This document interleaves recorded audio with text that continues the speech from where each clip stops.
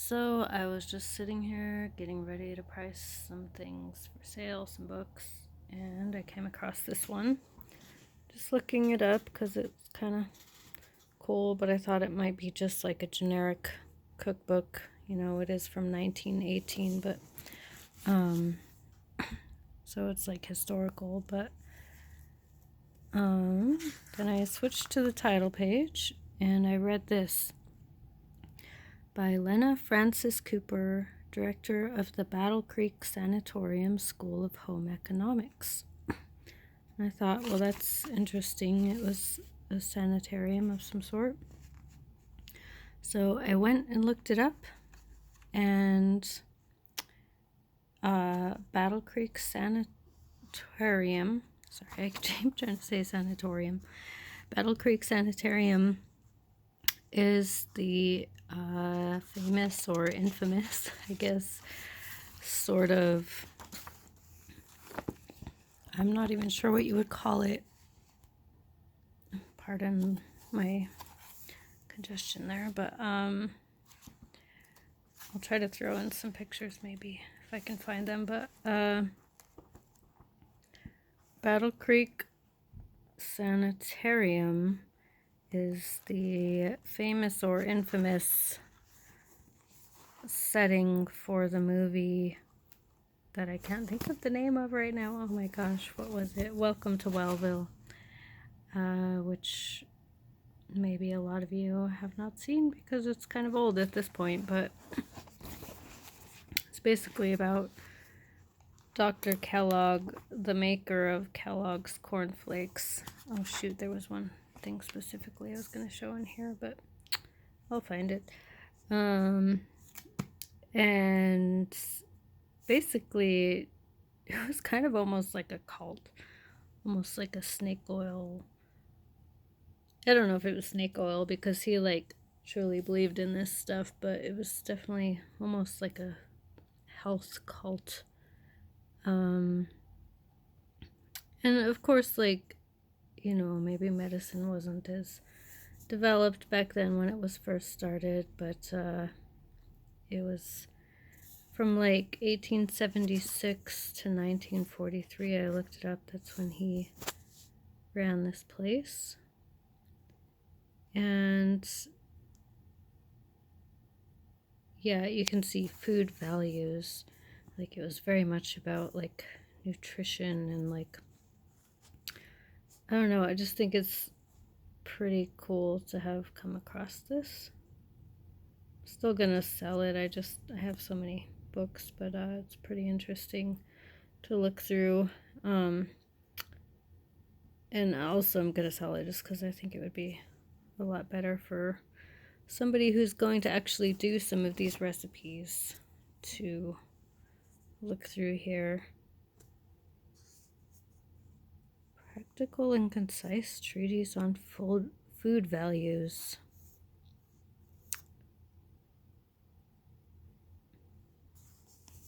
I mean, you know, it's pretty cool, like early nutrition. Well, I don't know how early. I guess nutrition has been something that people have thought about, obviously, for centuries, but an early pre-scientific, fully scientific anyway. Although he definitely did try to use like scientific mechanisms, and it was basically like a hospital where people would go to try and like detox, basically. Cream of Gracie, whatever that is. Some of these are really like, oh gosh, there was one that's just like, I don't think we would ever think of these days.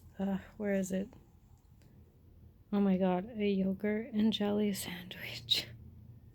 Yogurt or Neufchâtel, which is a totally different thing. I mean, Neufchâtel is like cream cheese, so that's kind of funny. I mean, that might be good.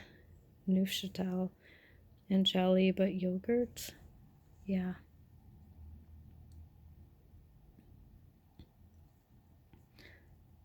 Weird. Egg and olive. Celery sandwiches.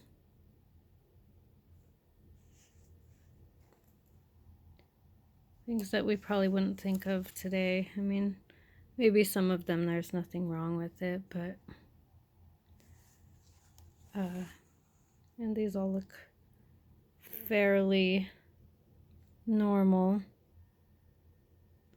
But there was just some stuff in here that, if not totally weird, just kind of stuff that we wouldn't think to put together today.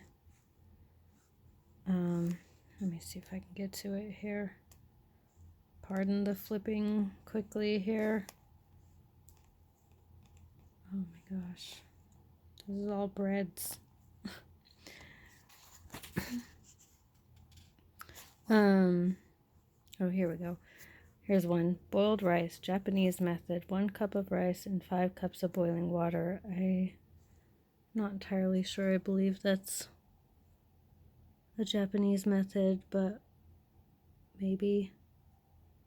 And it doesn't say to drain it or anything at the end, so I don't understand what kind of rice they were using, because it says 1 cup of rice to 5 cups of water. At the end of this time, each grain should be soft and tender, yet whole and distinct. Maybe they were using brown rice. That would make more sense. Maybe they just like assume brown rice. Whereas today we just assume white rice. That would make so much more sense. Honestly, that must be what it is. And yeah, I'm just assuming it's white rice because that's what we have these days.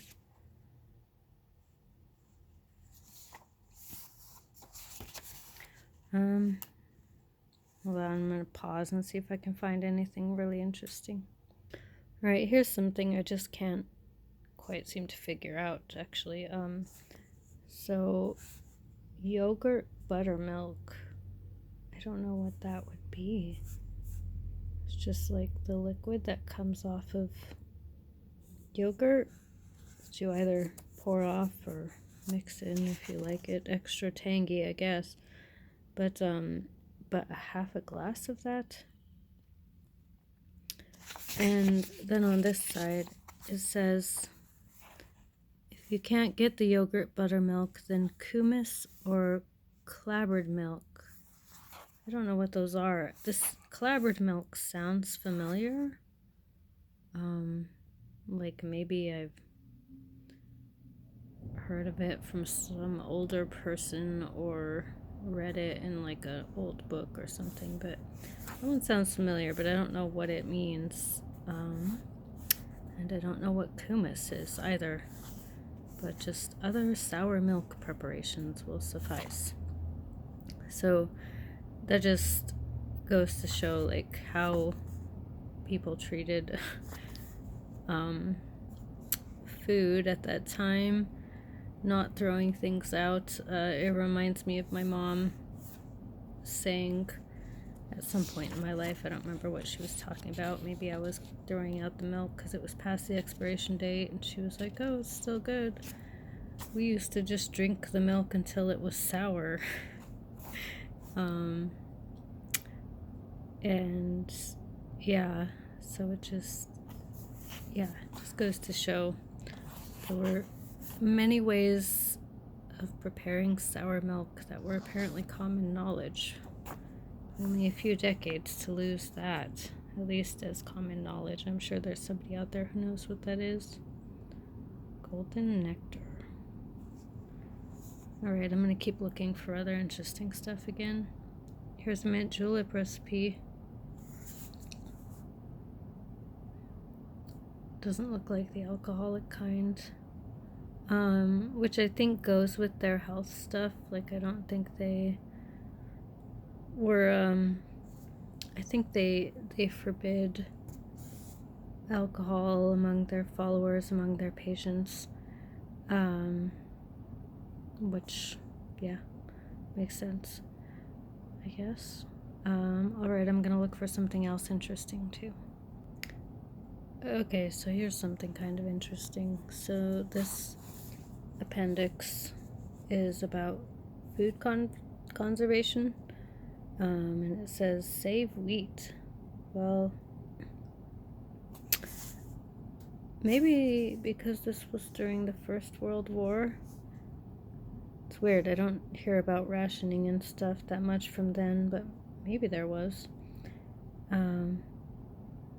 But that's the only thing I can think of that would make this part make sense, because they're talking about how important all of these different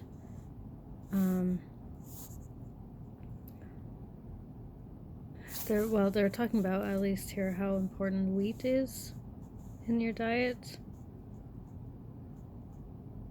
And well, I guess here they say other cereals can be substituted. Maybe they just wrote it in a confusing way. Maybe they mean important as in we use it a lot.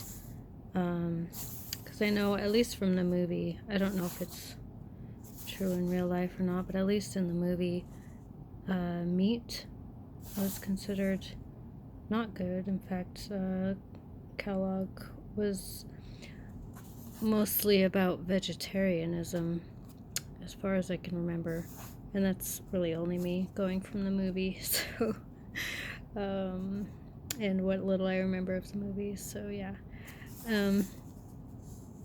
But anyway, it's kind of interesting because it talks about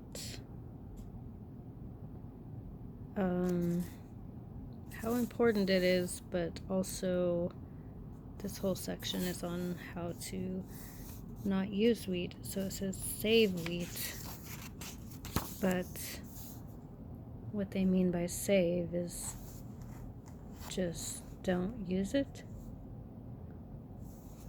So yeah, not sure what this part of the chapter might mean. I guess whoever bought this, I don't know, I kind of want to see somebody get this and like do a video now or something. But so here we go. Save meat, it says, and then it just refers to this whole chapter on meat substitutes. And yeah, so maybe save had a different connotation, like just slightly different. Oh, yep, here we go. This is why the boys over there. So it is a war thing, which does surprise me, because I was pretty sure that this sanitarium was about vegetarianism. Maybe it wasn't strict vegetarianism, I don't know, but at any rate, I mean, I guess it could also be that this lady is just writing her own book and using the name of the sanitarium to publicize it, but not necessarily going with the values of the sanitarium. Maybe. Or maybe I just have it wrong and they weren't vegetarians.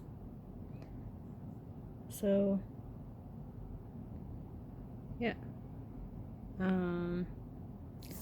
Anyway, so yeah, I guess this is just more of a conservation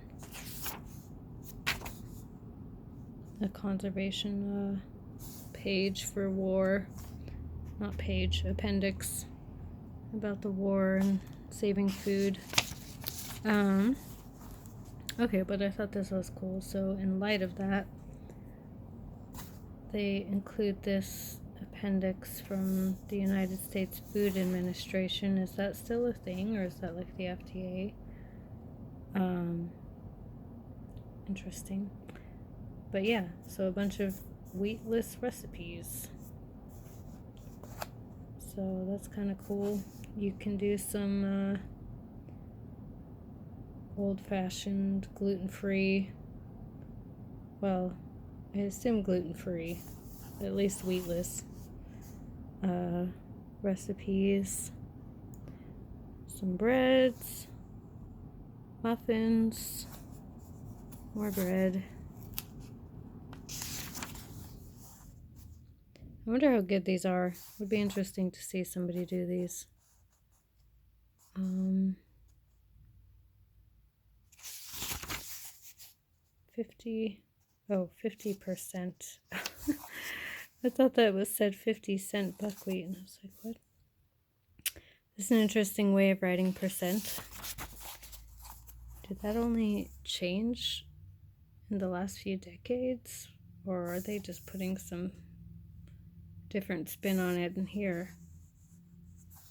Can't tell. Anyway, looks like there's quite a bit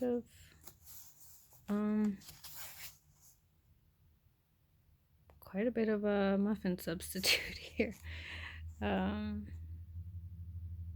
So I guess you've got your pick of what you want to do. They all look essentially the same.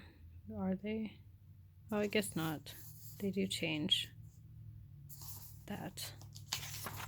Anyway, gonna see if I can find anything else interesting.